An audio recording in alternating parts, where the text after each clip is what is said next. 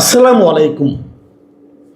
প্রিয় দর্শক, আপনাদের নিশ্চয়ই মনে আছে 2024 সালের জুলাই মাসে, পুরো জুলাই মাস এবং অগাস্টের প্রথম সপ্তাহের কয়েকদিন যে আন্দোলনটা চলেছিল দেশে, তৎকালীন যে শেখ হাসিনা সরকার ছিল তার বিরুদ্ধে যে আন্দোলনটা ছিল, সে আন্দোলনের মূল থিমটা কী ছিল, মূল ভাবটা কী ছিল, আন্দোলনের একেবারে শুরু থেকে আন্দোলনটা কী নিয়ে হয়েছিল।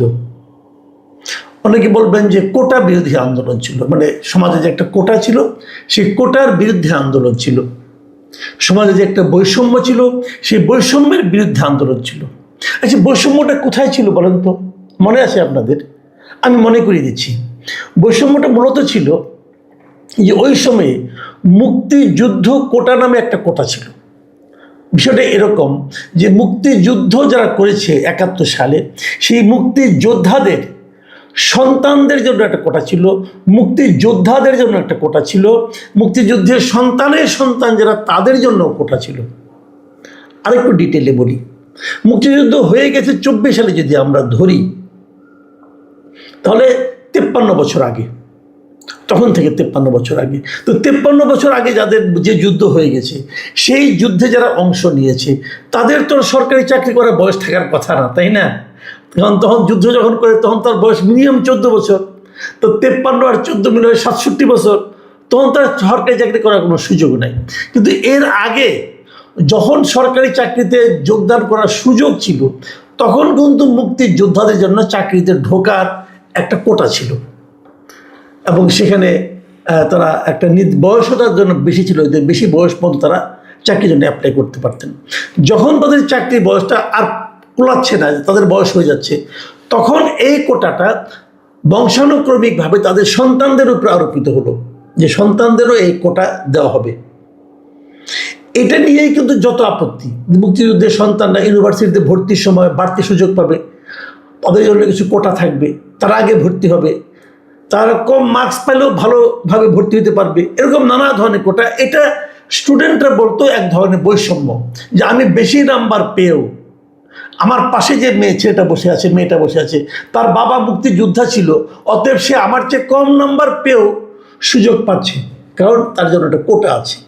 এটা এক ধরনের বৈষম্য। কিন্তু তখন তারা বলছিল সব কিছু হবে মেধা ভিত্তিক, যার মেধা ভালো সে কাজ করবে, সে সুযোগ পাবে। আরও বড় পরবর্তীতে চাকরি পাওয়ার ক্ষেত্রে, বিসিএস এর চাকরির ক্ষেত্রেও এই একই ঝামেলা ছিল, কোটা থাকতো। এই কোটাটা নিয়ে অনেক দিন ধরে আন্দোলন হচ্ছিল। 2018 সালে প্রথম একটা আন্দোলন হয়, সেই আন্দোলনের পর আন্দোলনের তোরে হাসিনা সরকার কোটাটাই বাতিল করেছে, যে কোনো কোটাই আর থাকবে না চাকরির ক্ষেত্রে, উনি বলেছিলেন। তারপরে এই 24-এ এসে আবার যেটা হলো, যে যারা কোটা বঞ্চিত হলো, ওই যে মুক্তিযুদ্ধের যারা থেকে বংশধর, তারা আবার হাইকোর্ট থেকে একটা রায় নিয়ে আসলো, না কোটাটা থাকবে। এটাকে কেন্দ্র করেই 2024-এর জুলাইয়ের আন্দোলনের সূত্রপাত।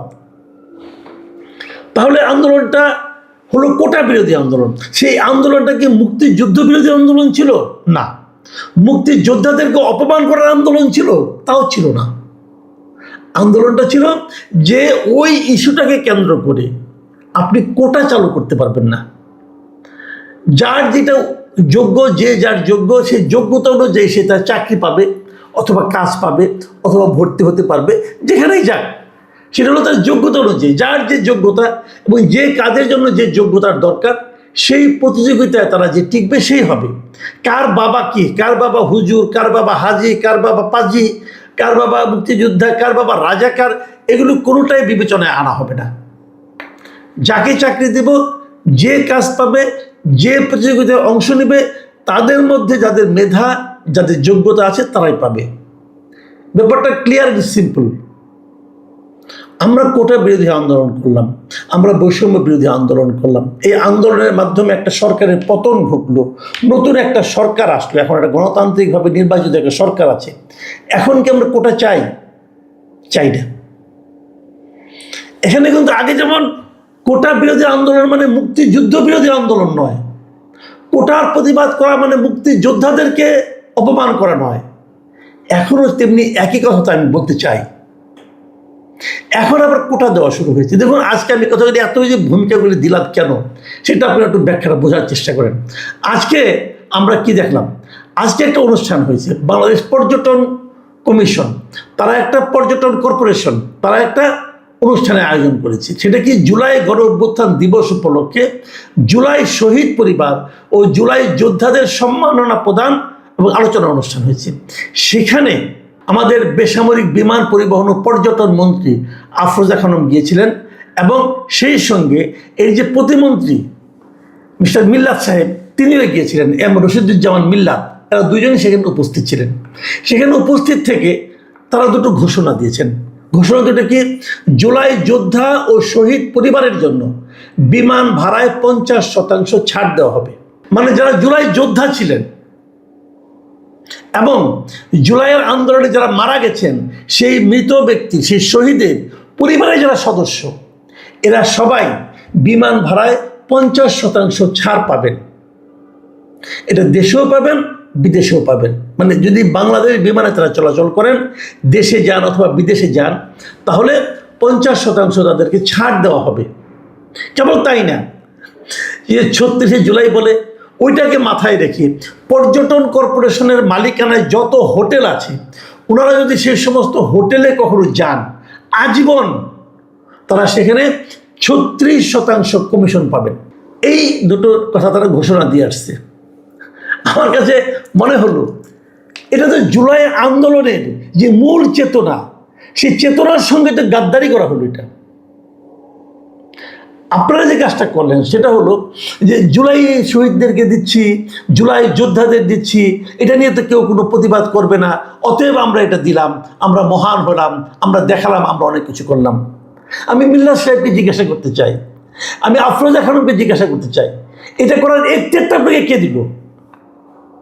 এই যে আপনি 50% ছাড় দিলেন, আপনার টাকা। এই যে আপনি 36% কমিশন দিবেন, এটা আপনার টাকা, এটা জনগণের টাকা। জনগণের টাকা ছাড় দেওয়ার আপনার এখতিয়ার কে দিল?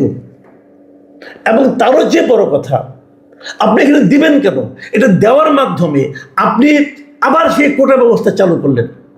যদি মুক্তিযোদ্ধাদের জন্য, মুক্তিযোদ্ধাদের পরিবারের জন্য কোটা দেওয়াটা অনিয়ম হয়ে থাকে, ভুল হয়ে থাকে, প্রতিবাদযোগ্য হয়ে থাকে, তাহলে এখানে কোটা দেওয়াটা কোন বিবেচনায় গ্রহণযোগ্য? আপনারা আমাকে বোঝান ভাই। আমি জুলাই যোদ্ধাদেরকে কিন্তু অবমূল্যায়ন করছি না। জুলাই যোদ্ধা হিসাবে, জুলাইয়ের শহীদ হিসাবে যার যা প্রাপ্য আপনারা দেন, কোনো আপত্তি নাই। কিন্তু কোটা কেন? আপনি দেন, সম্মান দেন তাদেরকে। যা যা যে দেশের স্বাধীনতা সংগ্রামে, দেখেন মিল্লাত সাহেব একটা ভয়ঙ্কর কথা বলছেন কিন্তু সেখানে। উনি বলতেছেন যে ইদানিং 1971 সালের মুক্তিযোদ্ধাদের সঙ্গে 2024 সালের জুলাই যোদ্ধাদের তুলনা করা হচ্ছে, যা কোনোভাবেই যৌক্তিক নয়। খুব ভালো কথা, আমি আপনার কথা মানতে রাজি আছি। তারপর উনি কি বললেন, 1971 সালের যোদ্ধারা দেশ স্বাধীন করেছেন, আর 2024 সালের যোদ্ধারা দেশের সার্বভৌমত্ব রক্ষা করেছেন। এটা কিভাবে সম্ভব? সার্বভৌমত্ব তো আমাদের দেশে সবাই রক্ষা করতেছে। জুলাই যোদ্ধারা বলতে পারেন যে একটা স্বৈরাচারী সরকারের পতন ঘটিয়েছে, সার্বভৌমত্ব কেমন তারা রক্ষা করলো ভাই? সার্বভৌমত্ব রক্ষা করার জন্য পুলিশ আছে, বিডিআর আছে, আর্মি আছে, দেশের জনগণ আছে, ওনারা কিভাবে সার্বভৌমত্ব রক্ষা করলো? এটা বোঝান আপনি আমাকে। হয়তো আপনি বলতে চাচ্ছেন যে এই সরকার, আওয়ামী লীগ সরকার, ভারত সরকারের তাবেদারে পরিণত হয়ে আমাদের সার্বভৌমত্ব খুইয়েছিল। যে সার্বভৌমত্ব খোয়ানোর কথা বলেন, সেটা তো আপনারা সরকার গঠন করার পর করেছেন। সেটা হলো মার্কিন যুক্তরাষ্ট্রের সঙ্গে চুক্তি করে। মার্কিন যুক্তরাষ্ট্রের সঙ্গে যে গোলামি চুক্তি আপনারা করেছেন, তাতে আমাদের সার্বভৌমত্ব গেছে। আমরা এখন বিদেশ থেকে তেল কিনতে হলে মার্কিন যুক্তরাষ্ট্রের অনুমতি নিয়ে কিনতে হয়, আগে ভারতের অনুমতি নিয়ে কিছু কিনতে হতো না আমাদের। সার্বভৌমত্ব কারে কি বুঝাচ্ছেন ভাই? এইগুলি ঠিক না। মুখে যা আসবে তাই বলবেন, এগুলো ঠিক না। একটা গোষ্ঠীকে খুশি করার জন্য যা ইচ্ছা তা দিয়ে দিবেন, এটাও ঠিক না। এদেশের সংবিধানে বলা হয়েছে এদেশের প্রত্যেকটা নাগরিক প্রত্যেকটা ক্ষেত্রে সমান অধিকার পাবে। যেখানে অধিকারের ক্ষেত্রে আপনি কম বেশি করবেন, সেখানেই কিন্তু আপনি বৈষম্য তৈরি করলেন।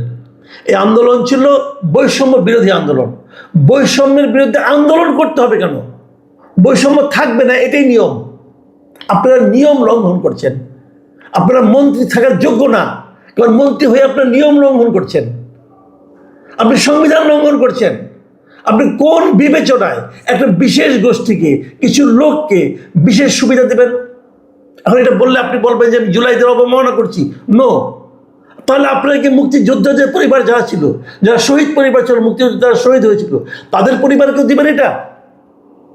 যে কথাটা নাকি বলছেন মিল্লা সাহেব, এই দুটাকে এক করা যাবে না, তা আপনারা তো এক করতেছেন না। আপনারা তো মুক্তিযুদ্ধের যে জুলাই যোদ্ধাকে উপরে উঠাচ্ছেন। আপনি তো এখানেও বৈষম্য করছেন, আপনি তো এখানেও বৈষম্য করছেন ভাই। আপনি মুক্তিযোদ্ধাদের চেয়ে জুলাই যোদ্ধাদের উপরে উঠাই দিচ্ছেন, কিভাবে সম্ভব? মুক্তিযুদ্ধের সঙ্গে তুলনীয় ঘটনা এই দেশে একটাও ঘটে নাই। মুক্তিযুদ্ধে আপনার দলের যারা যিনি প্রতিষ্ঠাতা, তিনি মুক্তিযুদ্ধে নাও, আপনি জুলাই যুদ্ধে নাও। খুবই হতাশাব্যঞ্জক। এবং আমি মনে করি এই লোকগুলোর মাথার মধ্যে কিছু আছে কিনা আমার সন্দেহ আছে। এবং তারা একটা বিতর্ক তৈরি করতেছে, নতুন করে একটা বিতর্কের জন্ম দিচ্ছেন এরা। এই লোকগুলো জাস্ট একটা পরিবেশে গিয়েছেন, ওখানে যে তাদেরকে তাৎক্ষণিকভাবে খুশি করার জন্য যা ইচ্ছা তা বলে দিয়ে আসছেন। আবার আপনারা বৈষম্যের জন্ম দিচ্ছেন। এই দেখেন, আমি নিজে মনে করি আমি কোনো কোটায় বিশ্বাস করি না। আমি মনে করি কোটা কিসের? যে যে ক্ষেত্রে যাবে সেই ক্ষেত্রে যে যোগ্যতম ব্যক্তি সেই সুযোগটা পাবে। কারণ অযোগ্যদের হাতে দায়িত্ব দেওয়ার কারণে দেশে আজকে এই অবস্থা। যোগ্যতম ব্যক্তি কাজ পাবে, যোগ্যতম ব্যক্তি যোগ্যতম চাকরিটা করবে। যে অযোগ্য তাকে আমরা অন্যভাবে, আপনি যদি আত্মীয় হয়, ভালোবাসা থাকে, তাকে আপনি অন্যভাবে আপ্যায়ন করেন, কোনো সমস্যা নাই। কিন্তু এই সমস্ত ক্ষেত্রে এই যে আপনি 50% বিমানে কোটা দিচ্ছেন, বিমানে যে লসটা হবে, লসটা আপনি পুষাই দেবেন? এমনি তো লুটপাট হচ্ছে বিমানে, সেই লুটপাটের ভাগ নিশ্চয়ই আপনারাও পাচ্ছেন। আপনারা কি পাচ্ছেন না পাচ্ছেন সেই খবর আমরা প্রকাশ করবো ইনশাল্লাহ। আর কটা দিন যাক, সব খবর তো আমাদের কাছেও আসে। খুবই আনফর্চুনেট। আমি মাননীয় প্রধানমন্ত্রীকে বলবো এই সমস্ত দিকে নজর দেন। এই লোকগুলো আপনার প্রিয় আমি জানি, কিন্তু তবু তাদের দিকে নজর দেন, কারণ এরাই কিন্তু আপনাকে ডুবাবে। আবার কোটা, আবার বৈষম্য, এটা হয় না। অনেকদিন ধরে চলছে কিন্তু এগুলো নিয়ে আরো পরে আরো কথা বলবো। আপাতত এই পর্যন্ত থাকলো। সবাই ভালো থাকবেন। আল্লাহ হাফেজ।